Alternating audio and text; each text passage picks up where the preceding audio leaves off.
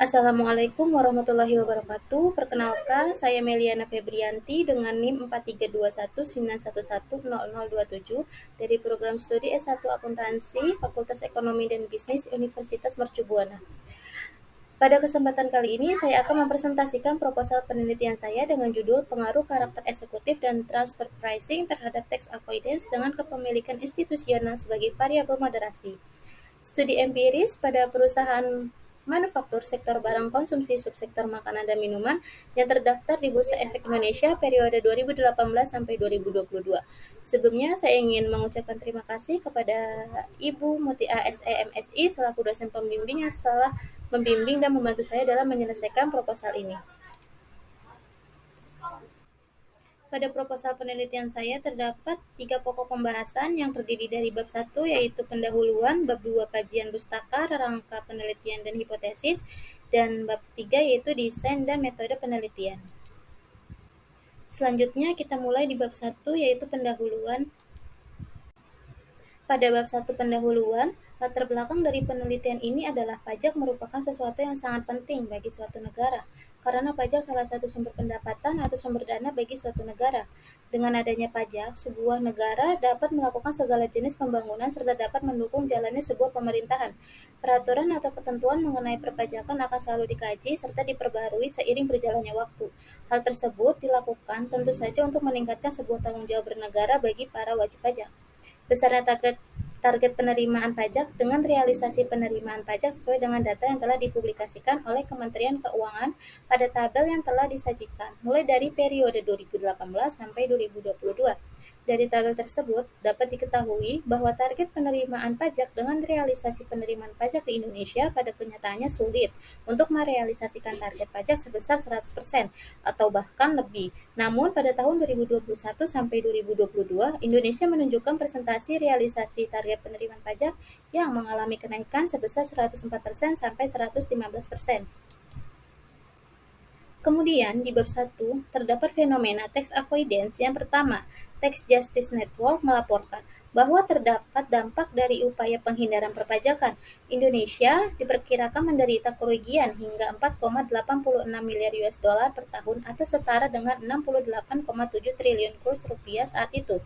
Laporan Tax Justice Network dengan judul The State of Tax Justice 2020 Tax Justice in the Time of COVID-19 menyatakan bahwa dari angka tersebut senilai 4,87 miliar US dollar setara dengan 67,6 triliun kurs rupiah saat itu yang diantaranya hasil dari adanya praktik tax avoidance perusahaan di Indonesia.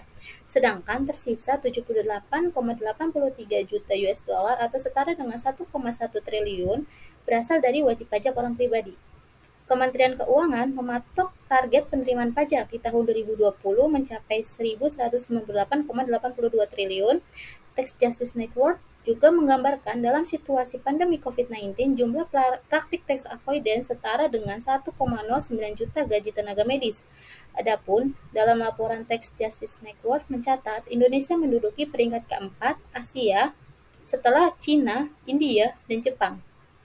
Selanjutnya, pada fenomena lain ialah PT Adaro Energi Tbk. Global Witness mengeluarkan laporan yang menyebutkan bahwa perusahaan tambang besar di Indonesia, PT Adaro Energi Tbk melakukan akal-akalan pajak.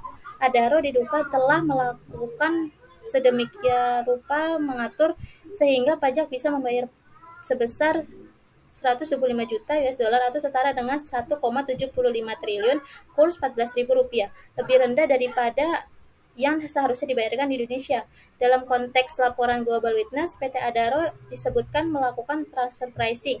Maka apabila hal tersebut benar dilakukan, maka kategorinya masuk ke dalam tax avoidance. Dari fenomena tersebut, terdapat beberapa faktor yang dapat mempengaruhi penghindaran pajak atau tax avoidance. Dan penelitian ini berfokus meneliti karakter eksekutif dan transfer pricing dengan kepemilikan institusional sebagai pemoderasi. Pada penelitian saya ini terdapat beberapa rumusan masalah. Yang pertama, apakah karakter eksekutif berpengaruh terhadap tax avoidance? Yang kedua, apakah transfer pricing berpengaruh terhadap tax avoidance? Yang ketiga, Apakah kepemilikan institusional dapat memoderasi pengaruh karakter eksekutif terhadap tax avoidance?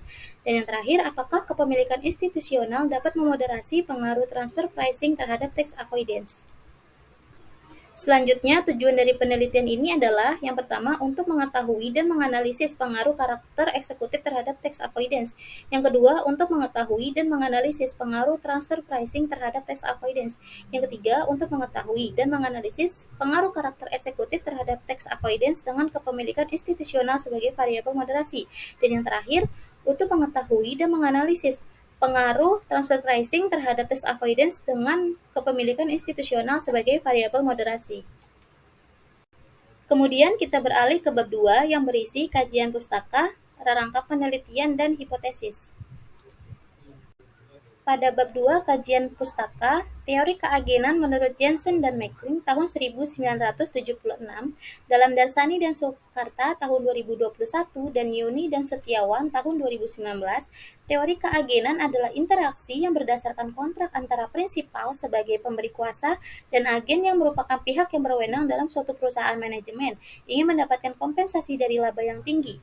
Namun sebaiknya bersaingnya membutuhkan pajak yang dibayarkan ini rendah sehingga laba yang diharapkan itu terlalu besar. Selanjutnya, tax avoidance adalah upaya penghindaran pajak yang dilakukan secara legal dan tidak melanggar peraturan-peraturan perpajakan. Penghindaran pajak tersebut dilakukan dengan cara mengurangi jumlah beban pajak terutangnya dan memanfaatkan celah-celah yang terdapat dalam undang-undang. Selanjutnya, karakter eksekutif merupakan individu dengan posisi tertinggi dalam perusahaan yang menentukan arah bergeraknya perusahaan. Menurut Marcella dan Syafrizal tahun 2021, karakter eksekutif dibagi menjadi dua, yaitu risk taker dan risk averse, yang tercermin dari besar kecilnya resiko perusahaan. Selanjutnya, transfer pricing adalah kegiatan yang terjadi dalam suatu grup perusahaan di mana terjadi transaksi pertukaran sebuah barang atau jasa yang dilakukan oleh dua entitas yang berbeda dengan tujuan tertentu. Dalam transfer pricing terdapat tiga tujuan penting dari penentuan harga transfer internasional, yaitu mengelola beban pajak mendominasi tujuan lainnya, tetapi penggunaan operasional penentuan harga transfer seperti mempertahankan posisi daya asing perusahaan, mempromosikan evaluasi kinerja yang setara, dan memberikan motivasi kepada karyawan. Selanjutnya, kepemilikan institusional dapat mempengaruhi penghindaran pajak yang dapat dilakukan oleh perusahaan. Menurut Harry 2017, kepemilikan institusional adalah proporsi pemegang saham yang dimiliki oleh pemilik institusi, seperti asuransi, bank, perusahaan, investasi, serta kepemilikan institusi lainnya. Kepemilikan saham mewakili sumber kekuatan yang dapat digunakan untuk mendukung atau menantang manajemen. Investor institusional memiliki andil dalam keputusan, maka akan mendorong manajemen untuk mematuhi peraturan yang telah dibuat oleh pemerintah sehingga patuh terhadap pajak. Selanjutnya ada penelitian terdahulu, yang pertama Kenny Ardila dan Agus Prasetyo C. tahun 2021 yang menyatakan karakter eksekutif berpengaruh positif terhadap tax avoidance. Yang kedua, penelitian Siti Aisyah dan Haris Setiawati tahun 2019 menyatakan karakter eksekutif memiliki pengaruh signifikan terhadap penghindaran pajak.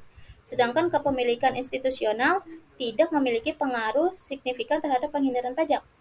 Yang ketiga, penelitian Rian Listiani dan Yeni Cahyani tahun 2021 menyatakan karakter eksekutif tidak memiliki pengaruh signifikan terhadap penghindaran pajak. Apabila eksekutif semakin bersifat risk averse, maka eksekutif tersebut tidak akan melakukan tindakan penghindaran pajak atau tax avoidance. Selanjutnya, penelitian Kirani Dwi Putri dan Nunung Nurhayati pada tahun 2022, transfer pricing berpengaruh positif terhadap tax avoidance. Selanjutnya, penelitian Adela Dita Pratama dan Anissa Junior Larasati pada tahun 2021, transfer pricing tidak berpengaruh signifikan terhadap tax avoidance. Berikut ini adalah susunan rangka pemikiran untuk membantu memahami hubungan antar variabel dalam penelitian ini.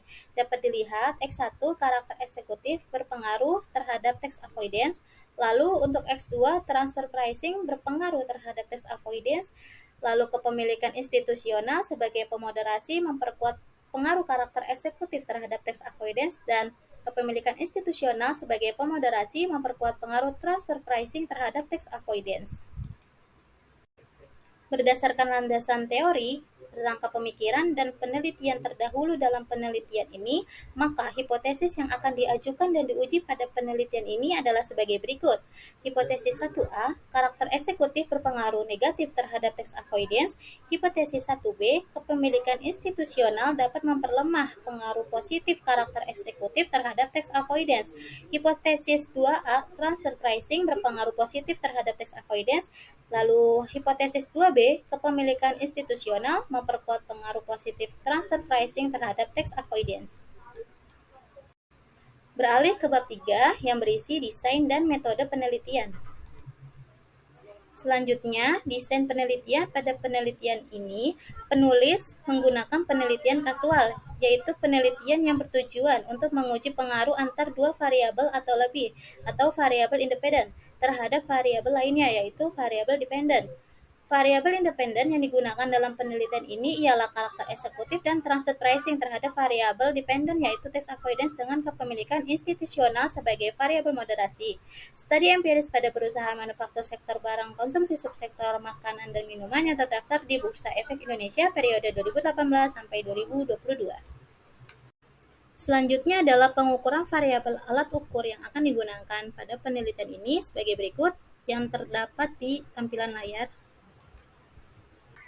Pada populasi dan sampel penelitian populasi, dalam penelitian ini adalah perusahaan manufaktur sektor industri barang konsumsi subsektor makanan dan minuman yang terdaftar di Bursa Efek Indonesia periode 2018 sampai 2022.